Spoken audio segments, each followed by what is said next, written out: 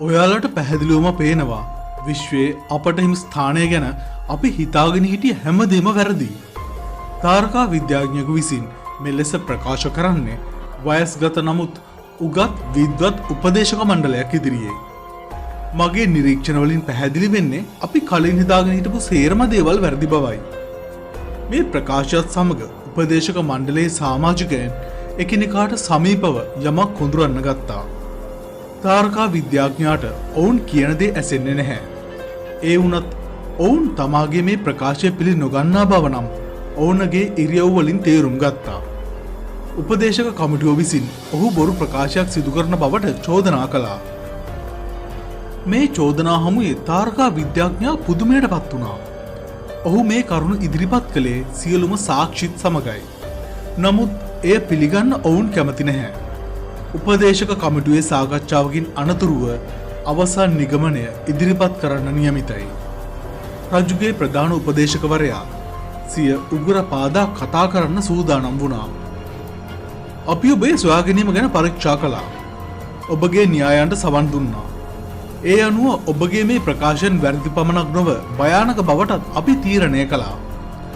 ඔහුගේ මෙම ප්‍රකාශය තාරකා විද්‍යාඥයාට විශ්වාස කළ නොහැකි වුණා. ඒ නිසා රාජකීය නියෝගය අනුව ඔබට දඬුවම් නියම කරනවා. මේ ඇසූ ඔහු කලබලයට පත් වුණා. නමුත් එසැනින් ආරක්ෂක බටයන් දෙදෙනෙකු පැමිණ ඔහුව අල්ලා ගත්තා. මේක නවත්වන්න. මම විද්‍යාඥයෙක්. මම ඔබට සත්‍ය පැහැදිලි කළා පමණයි.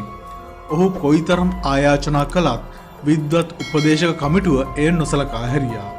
තාරකා විද්‍යාඥයාව කාමරයෙන් ඉවතට රැගෙන ගියා.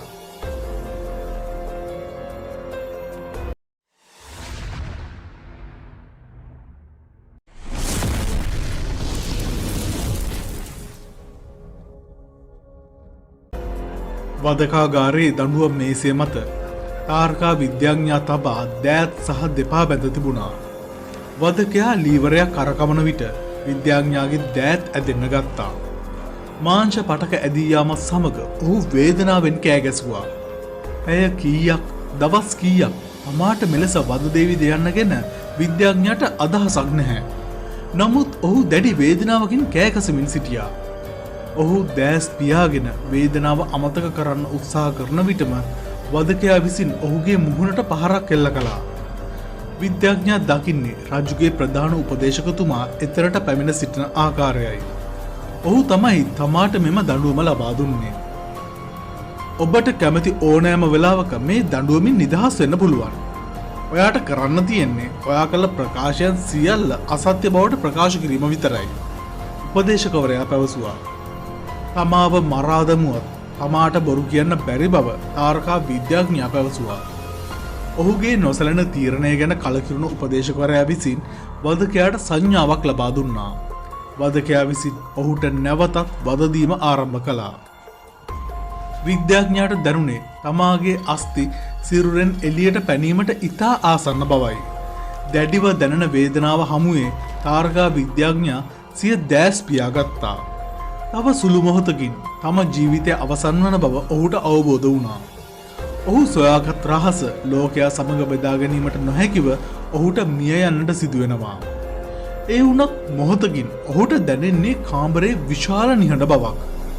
වදකයා යන්ත්‍රයේ ක්‍රියා කරවීම නතර කර තිබුණා. තාරකා විද්‍යාඥයා ඉතා සෙමින් දෑස් විවර කර බැලුවා. ඔහු දකින්නේ උපදේශකවරයා සහ වදකයා හිස පහත් කරගෙන සිටින ආකාරයයි. අසීරුවෙන් හිස පසකට හරවා බලන විට ඔහු දකින්නේ රජතුමා එම ස්ථානයට පැමිණ ඇති බවයි.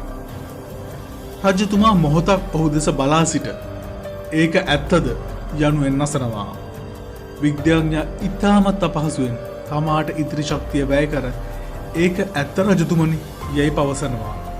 එකෙනෙහිම රජුගේ සංඥාවක් අනුව වදකයා විසින් තාරකා විද්‍යාඥාව එම යන්ත්‍රයෙන් නිදහස් කරනවා.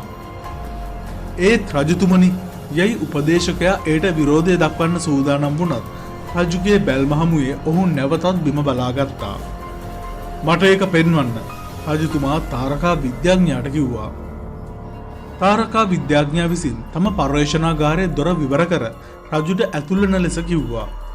ඒ කාමරය කඩදාසි ලියවිලි විද්‍යාත්මක උපකරණ වලින් පිරුණ ඉතා අපිලිවෙල ස්ථානයක්. ඒ දකින රජුට මොහුගේ කාර්යබහුලත්වය ගැන අවබෝධ වුණා. මේසයක් මත ඇති ලියවිල්ලක් දකින රජු ඒ වෙතට යනවා. රජු විසින් ඒ දිගහැර කියවා බලනවා. ඔබ මගේ උපදේශකයන්ට පෙන්වූයේ මේදැයි රජු ප්‍රශ්න කරනවා. තාරකා විද්‍යාඥයා විසින් එයට ඔව් කියා පිළිතුරු දුන්නා. ඔබ කැමතිද රජතුමනි එය බලන්න? තාරකා විද්‍යාඥයා විසින් විවර කර ඇති කවුළුවක් අසල තිබුණ දුරේක්ෂය ළඟට ගියා. රජතුමා එය අසලට ආවත් ඒ ක්‍රියා කරන ආකාරය ගැන දන්නේ නැහැ. තාරකා විද්‍යාඥයා විසින් එයට ඇස තබා එයින් පෙනෙන දර්ශනය නිවැරදිද යන්න පරීක්ෂා කර බැලුවා. ඔහු තරමක් එය චලනය කර සීරු මාරු කර නිවැරදි ස්ථානයට යොමු කරගත්තා. රජතුමනි දැන් බලන්න ඔහු කිව්වා. රජතුමා දුරේක්ෂයට ඇස තබා බලනවා. රජුගේ මුහුණින් දිස්සුනේ කම්පනයට පත් ලකුණු. ඔහු දකින්නේ ඔහු මෙතෙක් දැක ඇති වඩාත්ම ඇදහිය නොහැකි දෙයයි. අහසේ බොහෝ ඉහළකින් පියවි ඇසට නොපෙනෙන මිනිසෙක් දැකගන්නට ඉන්නවා. මේ කතාව සිදුවන ග්‍රහලෝකය පෘථිවිය නම් නෙවෙයි. නමුත් එම ග්‍රහලව SCP පදනම භාරයේ තියෙන අමුතුම විෂමතාවයන්ගෙන් එකක්. එය හඳුන්වන්නේ SCP-0.07 උදර ග්‍රහලව ලෙසයි. SCP-0.07 යනු තරුණයෙකුගේ උදරයේ පිහිටා ඇති ගෝලාකාර වස්තුවක්. ඔහුගේ උදරයේ මාංශපේශි සම අස්ථි කොටස් හෝ අවයව කිසිවක් නැහැ. මේ පුද්ගලයා වයස අවුරුදු 25ක පමණ කොකේසියානු තරුණයෙක්. ඔහුගේ උදරයේ කොටසක් නොමැතිවීමෙන් ඔහුට කිසිම බලපෑමක් ඇතිව තිබෙන ආකාරයක් පෙනෙන්නට නැහැ. ඔහුට කිසිම ආකාරයක වේදනාවක් හෝ අපහසුතාවයක් ඇති බවක් පෙනෙන්නට නැහැ. ඔහුගේ උදරයේ අවයව හා මාංශපේශි තිබිය යුතු අවකාශයේ පෘථිවියට සමාන පස් සහ ජලය සමන්විත කුඩා බෝලයක් තියෙනවා. පෘථිවියට බෙහෙවින් සමාන මෙම ගෝලයේ විශ්කම්භය සෙන්ටිමීටර් 60ක් පමණ වෙනවා. නමුත් එම ග්‍රහලොවේ මහද්වීප සැකසීම අපගේ පෘථිවියට වඩා වෙනස්. මේ කුඩා ග්‍රහලොවට එයටම ආවේනික වූ කාලගුණික රටාවල් පවතිනවා. ඒ වගේම යම් ගුරුත්වාකර්ෂණ බලයකුත් තිබෙනවා.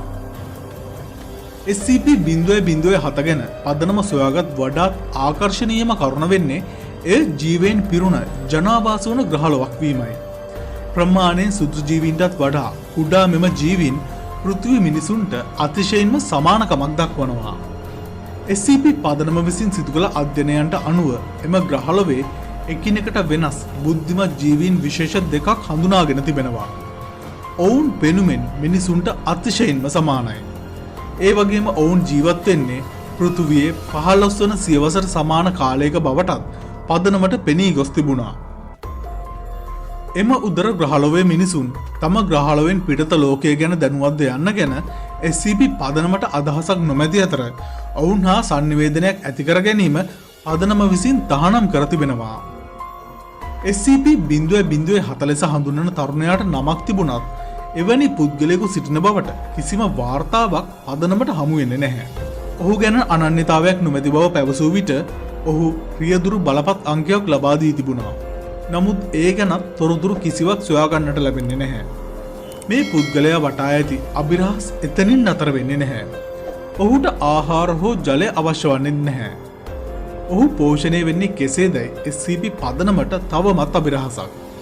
ඔහු යම් ආහාරයක් ගත්තත් ඒවා ගිල දැමූ පසු සිදුවන්නේ කුමක්දයි තවමත් දන්නේ නැහැ. කොහොම වුණත් මේ තරුණයා සාමාන්‍ය මිනිසෙකුට වඩා ඉහළ බුද්ධි මට්ටමක් පෙන්눔 කරනවා. SCP පදනම විසින් සිදු කරන ලද IQ පරීක්ෂණයකින් ඔහු ලකුණු 128ක් ලබාගෙන තිබුණා. ඒ වගේම ඔහු ඉතා මිත්‍රශීලී පුද්ගලයෙක්. ඒ වුණත් ඔහුගේ උදරය තුල පිහිටා ඇති ග්‍රහලෝකය සහ එය ඇති වූ ආකාරය ගැන ඔහුට හරිහැටි අදහසක් නැහැ. ඔහු පවසන්නේ දිනක් උදෑසන ඔහු අවදි වෙන විට උදරය හිස්ව ඒ වෙනුවට මෙම ග්‍රහලෝකයේ තිබුණ බවයි. එය ඇති වුණ ආකාරය ගැන කිසිම අදහසක් නොමැති බව ඔහු කියනවා. SCP පදනම විසින් SCP-0.07 යුක්ලිඩ් වර්ගීකරණයට යොමු කර තිබෙනවා. ඒ වගේම ඔහුට සුවසේ වාසය කරන්නට පිටතට යා නොහැකි සුව පහසු කාමරයක් ලබා දී තිබෙනවා. එය මීටර් 10x10 ප්‍රමාණයේ සමචතුරස්‍රාකාර කාමරයක්. සතියකට වරක් මානසික වෛද්‍යවරයෙක් SCP-0.07 සමග චෙස් ක්‍රීඩාවේ යෙදෙමින් ඔහුගේ මානසික තත්ත්වය පරීක්ෂා කර බලන අතර මේ දක්වා එහි කිසිදු ප්‍රචණ්ඩකාරී තත්ත්වයක සලකුණු දැකගන්නට ලැබී නැහැ. පොදුවේ ඔහු සිය කාමරයේ සැප පහසු ගෘහ භාණ්ඩ සමග සාමකාමීව ජීවත් වෙනවා. නමුත් වරක් ඔහු අන්තර්ජාල සබඳතාවයක් සහිත පරිගණකයක් ඉල්ලා තිබුණ නමුත් එය පදනමේ නීති රීතිවලට අනුකූල නොවන බැවින් එම ඉල්ලීම පදනම විසින් ප්‍රතික්ෂේප කර තිබුණා. ගොඩක් දවසක ඉඳන් SCP කතා ඉල්ලපු අපේ යාළුවන් වෙනුවෙන් අද අරගෙන ආපු SCP-0.07 උද්දර ග්‍රහලෝව ගැන ඔයාගේ අදහසත් අපට කමෙන්ට් කරලා කියන්න. ඒ වගේම මේ වීඩියෝ හොඳයි නම් වීඩියෝට ලයික් එකක් දාලා තවත් කෙනෙකුට බලන්න මේ වීඩියෝ ෂෙයා කරන්න. ඔයා තවමත් අපව සබ්ස්ක්‍රයිබ් කරලා නැත්නම් හැමදාමත් SCP කතා බලන්න දැන්ම අපව සබ්ස්ක්‍රයිබ් කරලා නොටිෆිකේෂන් බෙල් අයිකන් එක ක්ලික් කරලා තියාගන්න. තවත් මේ වගේ අපූර්ව වීඩියෝවකින් හමු වෙනතුරු ඔබට සුබ දවසක්.